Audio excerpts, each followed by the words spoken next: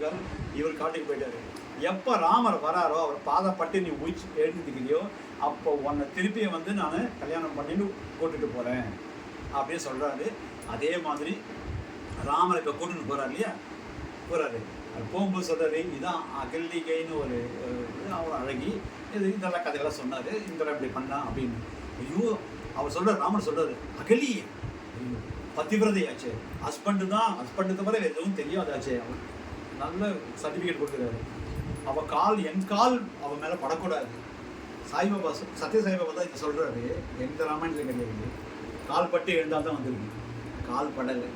இப்போது ஒருத்தர் மேலே படுறது கால் படுவோம்னா எப்படி நடக்கும்? ஸ்லோவாக நடக்கும். ஃபாஸ்ட்டாக நடக்கும்போது பாடி வெயிட் ஃபாஸ்ட்டாக போயிடுவோம். ஸ்லோவாக நடக்கும்போது பாடி வெயிட் ஃபுல்லாக அதில் இருக்கும். இந்த பாடி வெயிட்டும் மல்ல நடக்கிற ராமரே ஆஜானுபாகும். அது மல்ல அந்த மண் தெளிச்சது பாருங்க, அவர் எழுந்தான் மண்ணு பட்டு தான். சாமியுடைய பாத தூளிப்பட்டு எழுந்தாலே தவிர பாதம் பட்டு எழுதேன்னு நம்ம சத்யசாய்பாபா சொல்லுவோம். ஸோ அது மேலே எழுந்த உடனே அவரே பார்த்து ராமர் நமஸ்காரம் பண்ணுறாரு. அம்மா நீ பதிவிரதம்மா.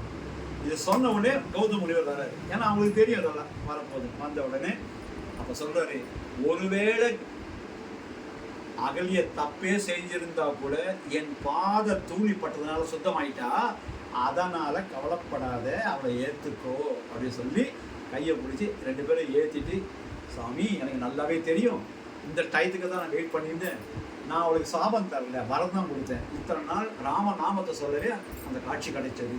ஸோ ராமநாமத்தை சொன்னால் பகவானுடைய காட்சி கிடைக்கும்ன்றது இருக்கு. தியாகராஜர் அப்படிதான் சொல்லி தான் காட்சி கிடைச்சது. சரியா? அந்த மாதிரி இப்போ இது கதையாச்சா. இதுக்கப்புறம் தள்ளி போனோடனே ஒரு இடம் வருது. அந்த சொல்ல இதுதான் என்னுடைய சித்தாசிரமம் அப்படின்றாரு. ஓ சித்தாசிரமம், வேத கோஷம் கேட்குறது இது ஏன் தெரியுமா? இந்த இடத்துல தான் மகாபலி சக்கரவர்த்தி இருந்த இடம். மகாபலி சக்கரவர்த்தி தெரியல, மகாபலி சக்கரவர்த்தி ஓணம் கொண்டாடுவார். அது மகாபலி சக்கரவர்த்தி அங்கே இருக்கும்போது அவன் வந்து இந்திரனை ஜெயிச்சு ஒரு இது விட்டான், அறிக்கை விட்டான். யார் எது வந்து கேட்டாலும் நான் தருகிறேன், யார் எது வந்தாலும் கேட்டாலும் தரேன்னா, அது ஆணவத்தில்.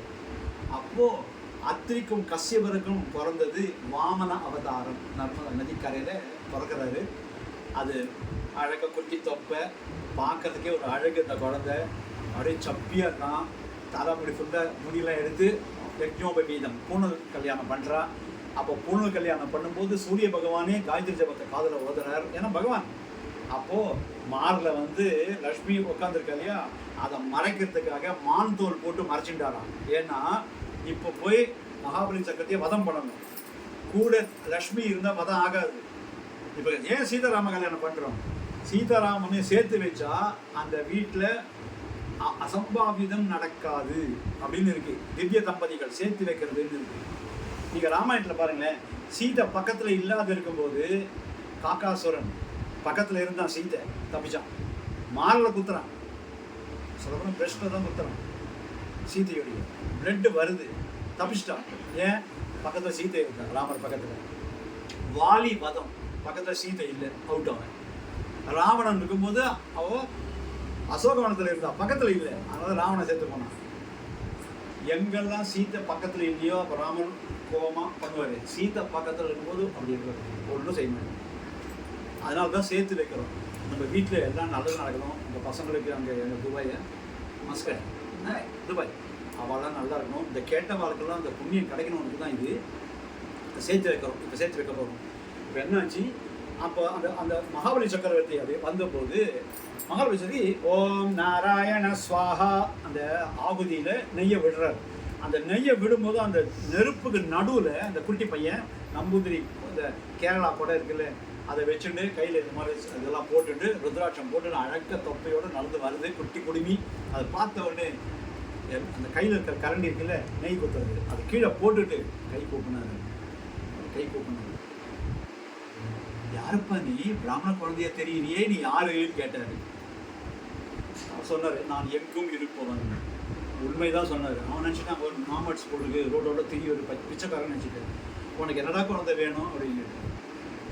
எதை கேட்டாலும் தருவியா? அதுதானே என்னுடைய அறிக்கையே தானே, யார் எது வந்து கேட்டாலும் தரேன்னு சொன்னேன். எனக்கு ஒன்றே ஒன்று பண்ணு, என் கால் இருக்கு இல்லையா, அதில் 3 அடி மண் கொடுத்தா போதும். பைத்திய காலத்தனமா கேட்குறேன், குட்டி குழந்தை எதை வேணா கேளு, நான் எப்படிப்பட்ட சக்கரவர்த்தி தெரியுமா, எதை வேணா தருவேன். 3 அடி கேட்குறேன்.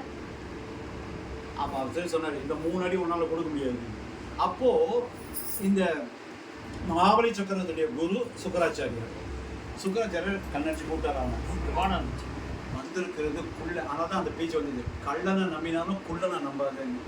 அவன் குள்ளன், அதான் மாயாவி விஷ்ணு, உன்னை ஏமாத்தத்துக்கு வந்திருக்கான், தயவு செய்து தாரா பார்த்து கொடுக்காத அப்படின்னு தெரிஞ்சான். நீ குருவா, பகவானே வந்து என்கிட்ட பிச்சை கேட்கறாரு அப்படின்னா எனக்கு எவ்வளோ பெருமை. உனக்கு குருக்கு அந்த பெருமை இல்லை, நீ வேர்க்குரு, நீ குரு கிடையாதுன்னா. வேர்க்குரு சொல்லுங்க பிரிக்கிலி, ஆனால் நீ வேர்க்குரு, ஆனால் நான் அப்படி கிடையாது. அப்படி சொன்ன உடனே அது பார்த்தாரு, குடிக்கவே மாட்டேன், நம்ம மாட்டேன் சொல்லிட்டு ஒரு வண்டு ரூபத்தை எடுத்துட்டு அந்த இருக்கிற கிண்டியை கொடுக்குறது, அதில் போய் அதில்